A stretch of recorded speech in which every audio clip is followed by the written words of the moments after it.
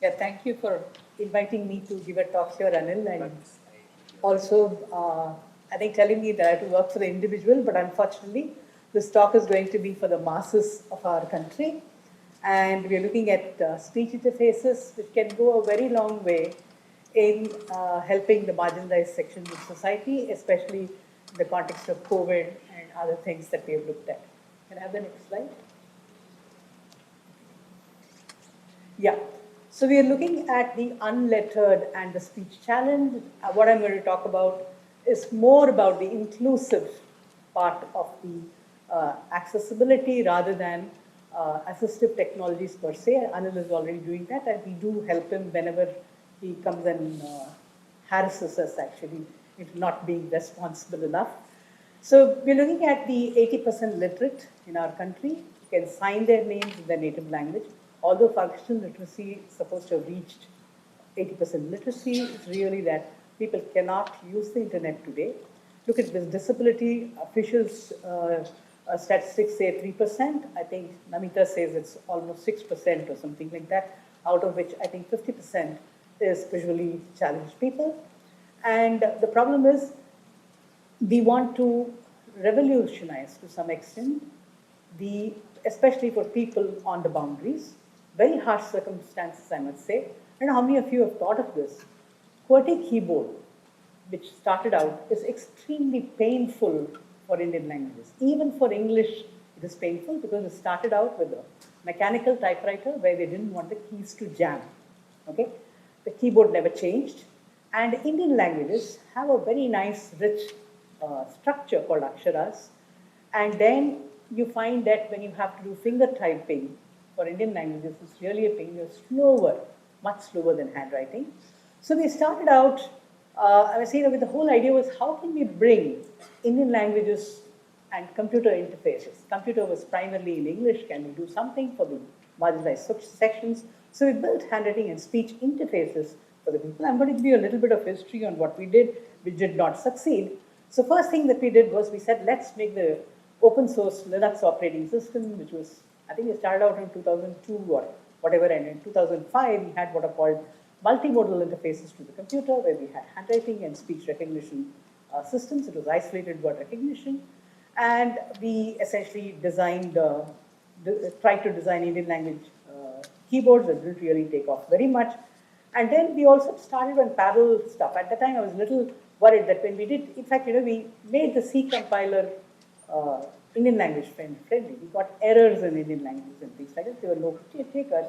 Then what we did was then we realized that actually it doesn't work. Primarily, I mean, just giving you an example here. So you had any application where you could, I can't point to this.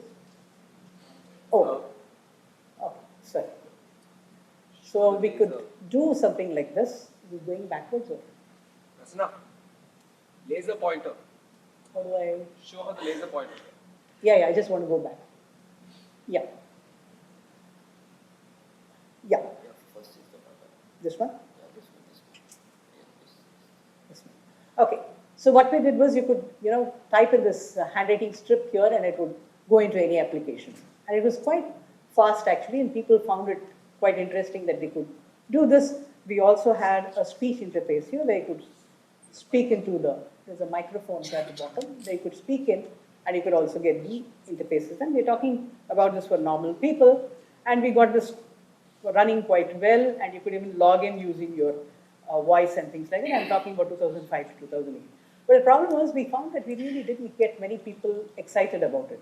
And we did try this in some of the rural environments that we found, and then we found that people are not even 10th standard pass, and they didn't have any interest. Then what we did was, Tenet had set up these internet kiosks, and then we started out with spoken English classes, which did not, oh boy, I'm sorry, I'm not able to.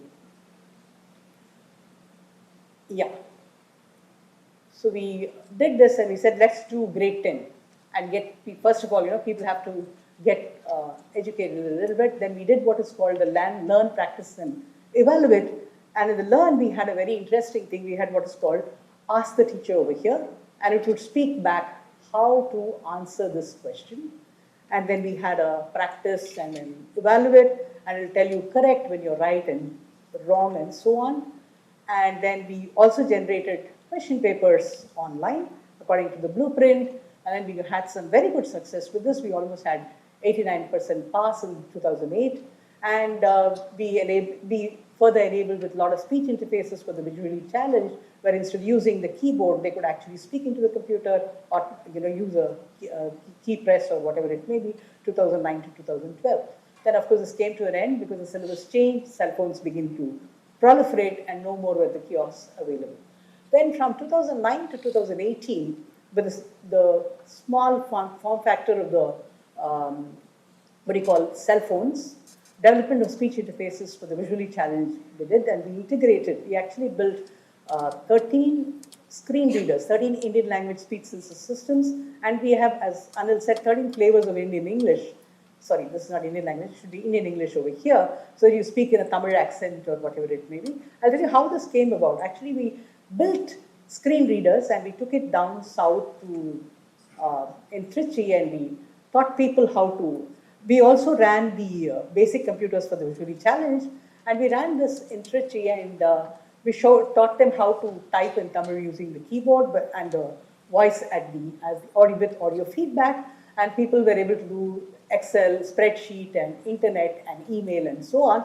And then what happened was most of the material that we have is always bilingual in our country. So it has English and an Indian language. And then those women who learned, they said, it's all right, they're speaking Tamil properly, but it's not speaking English properly. Because we had British English for this.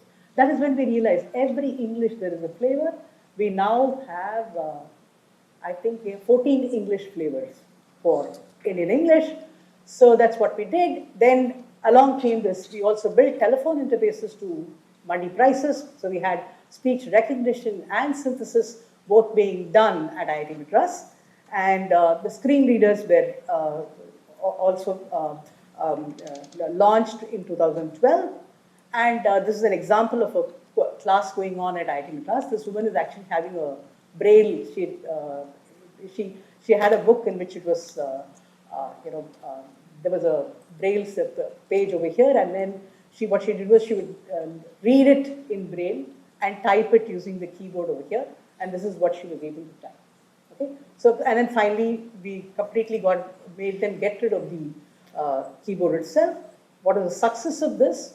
We were able to train about 180 visually challenged people to use the internet, email, and spreadsheet all in Tamil from between 2008 and 2013. And speech interfaces with of course, Anil has already talked about. We still work with them. And now we also have web plugins for reading material on the internet, still ongoing. We have CDAC Mumbai, a partner doing this. And interestingly, our software, which is freely available, has seen about 9,000 downloads. And we also run a free service of speech, its synthesis.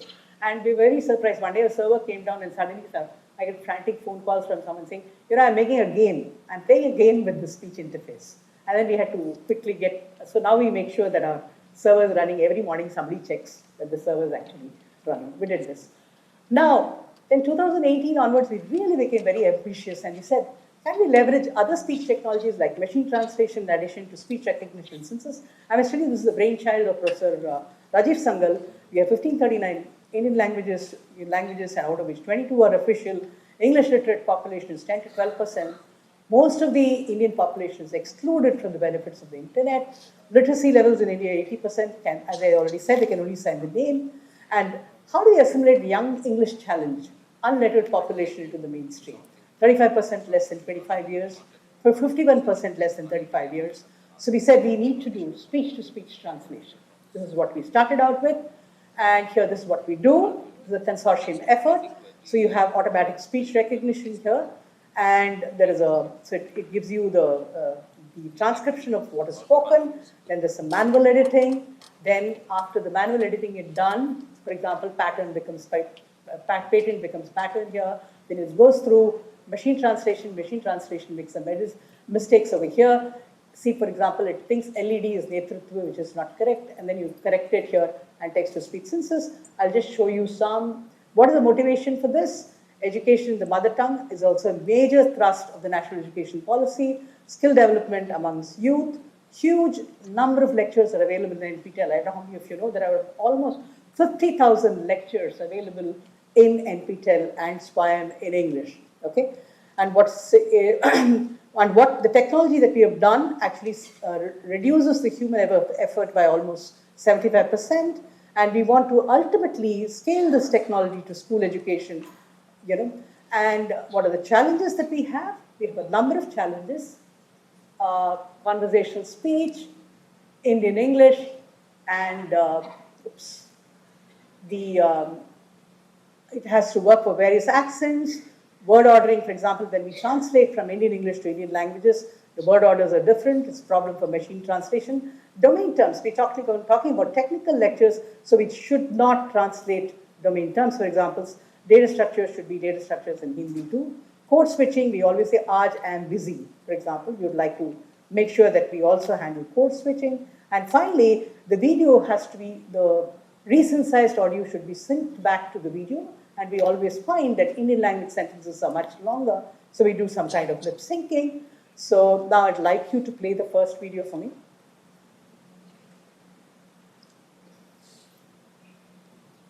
Hello friends, we are going to learn a few things about artificial intelligence in this series. We'll begin with the first module. Let us try to understand what artificial intelligence is all about. In my own definition, So this was in English, and we can do the same thing in many Indian languages. I'd like you to show the Hindi. नमस्ते दोस्तों, हम इस अनुक्रम में artificial intelligence के बारे में कुछ चीजें सीखेंगे। हम पहली इकाई से शुरुआत करेंगे। आइए हम समझने की कोशिश करते हैं आर्टिफिशियल इंटेलिजेंस क्या है। मेरी अपनी परिभाषा में आर्टिफिशियल इंटेलिजेंस कठिन प्रोग्राम्स लिखने के बारे में है। कठिन प्रोग्राम्स क्या है? So we got this somewhat semi-automatically translated, and the effort is almost 75% down. The next one, please, in Tamil. வணக்கம் நண்பர்களே, சில விஷயங்களை பற்றி கற்றுக்கொள்ள போகிறோம். இந்த தொடரில் ஆர்டிபிஷியல் இன்டெலிஜென்ஸ் முதல் மோடியூலுடன் தொடங்குவோம். ஆர்டிபிஷியல் இன்டெலிஜென்ஸ் என்றால் என்னவென்பதை பற்றிய அனைத்தையும் புரிந்து கொள்ள முயற்சி செய்வோம். எனது சொந்த வரையறையில் artificial So we have about 9 Indian languages which can be done now, and we have transcreated about 70 videos in Indian languages. And what we have is we have a public interface that is available for anybody to try and use. So I'm just going to, I thought I will give an online demo here. We don't have the internet working that well. So I come prepared with a video. Can you go to the next slide and play the video?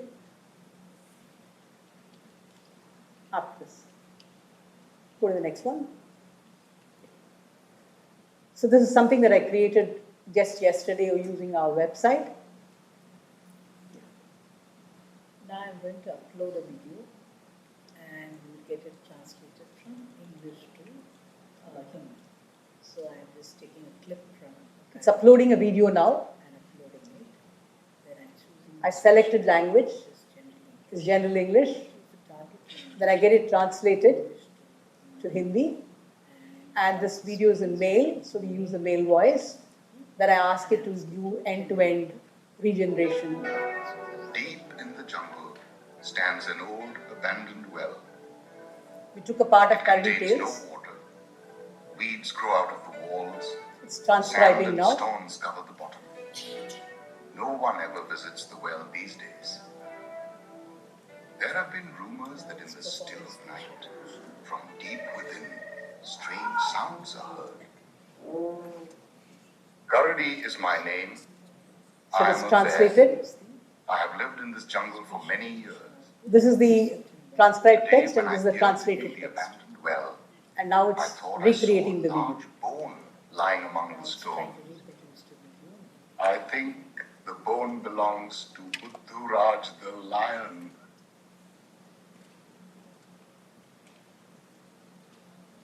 So have to wait for the video to be generated.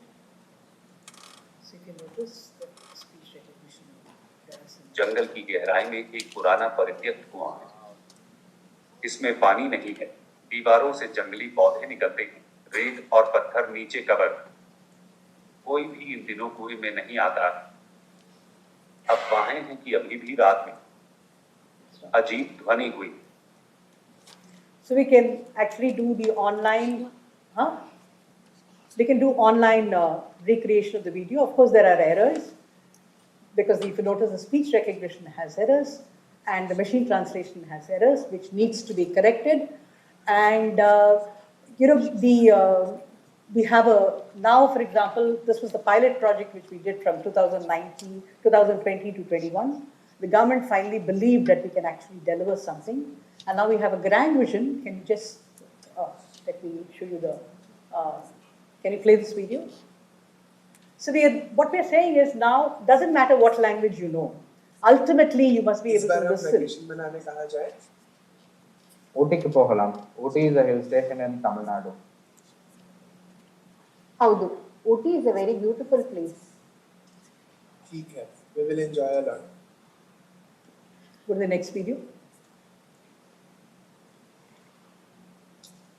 इस बार हम छुट्टी मनाने कहाँ जाएं? चलो ऊटी चलते हैं. ऊटी तमिलनाडु का एक हिल स्टेशन है. हाँ, ऊटी बहुत ही खूबसूरत जगह है. ठीक है, हम खूब मजा करेंगे. So the original video was each person speaking in their own language. Finally, we get it translated and recreate the audio with the video in the tongue of the person, in the voice of the person. This is our grand vision. We have not yet achieved it, but you can go to the next slide. Oh, next slide here. But the point of the task like this requires various things. We have to diarize where is the speaker spoken. Then we have to perform automatic speech recognition, we do machine translation, and then text to speech. So speaker and language diarization and so on. We're just on this big task now. There's a 3-year project.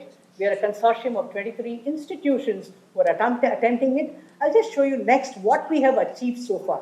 If you notice, it was speaking in the voice of the person.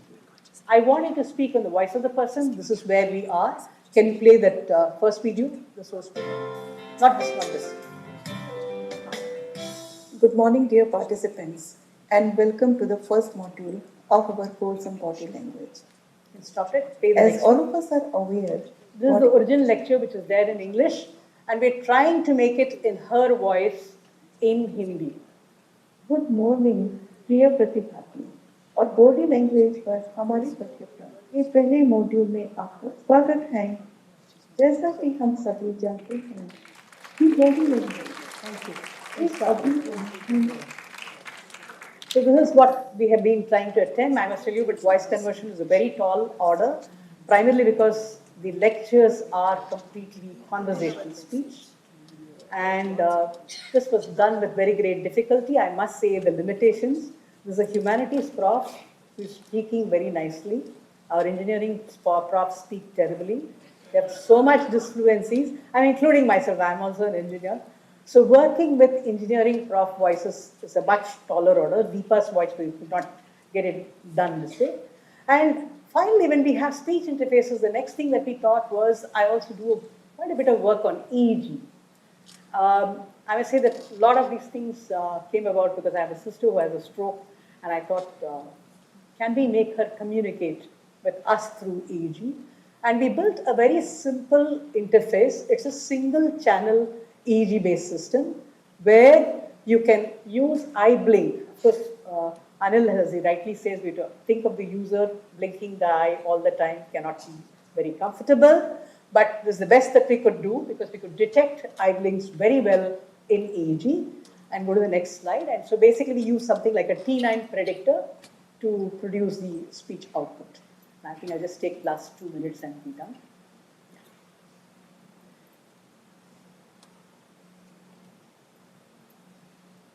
So first is calibrates. He keeps on blinking and the system calibrates for a person's eye blink.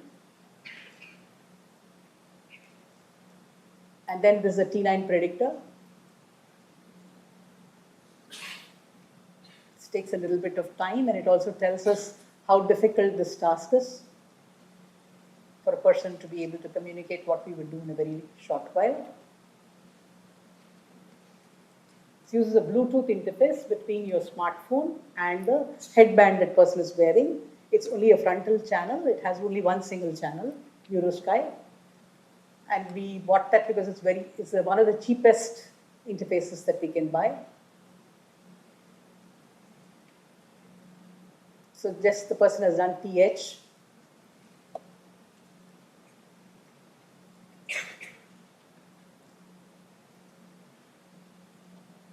It's somewhat similar to hope. So each thing is highlighted, you choose the letters.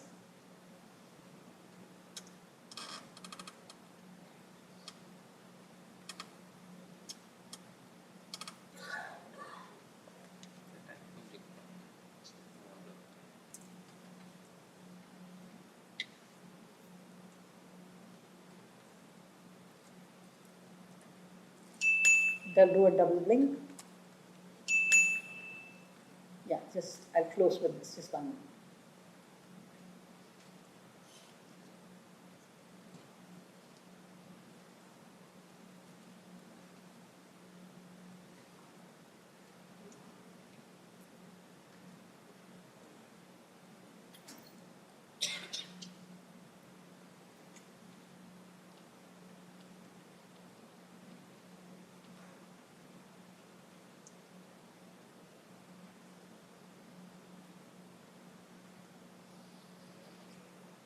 Person wants to say thank you and it's taking forever for the cycles through a lot.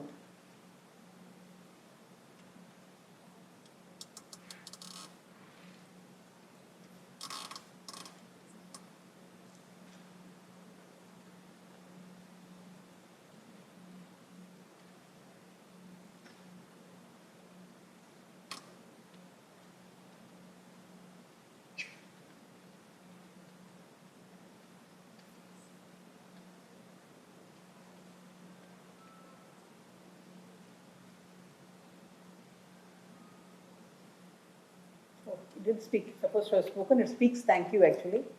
And I'm sorry, I know I didn't play. And now we are building more sophisticated interfaces. We have this huge easy system. And next slide. Oh, I have to do it myself. Oops. Just a second. And so we are trying to recognize, the point is you saw how painful it was for the person to speak through. So we are trying to recognize what the person is imagining. We can do syllable recognition at 31%. You may think it's terrible, but it's not bad at all, given that even in audio speech, we can only do 29% syllable recognition. So from VEG, we are able to about 31%. I need students to work with me for this, if anybody is interested or whatever it may be. But of course, there's a 128 channel EEG. We have been able to do it with a 4 channel EEG too.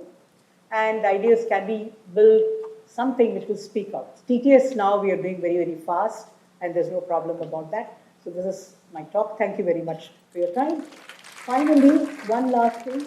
I believe in multilingual universal education material. Does not matter whether the person is on the margins of society, whether the person requires assistive technologies, unlettered, spoken, whatever it may be. With machine learning today, I'm one of those who believes exams should not happen in March 2000, in March alone. We should start having exams from December till June. Let the person take at his or her own right. It should not be 1 hour time or whatever it may be. With machine learning today, I'm very confident that we can bring in the marginalized sections of society into the mainstream. Thank you very much.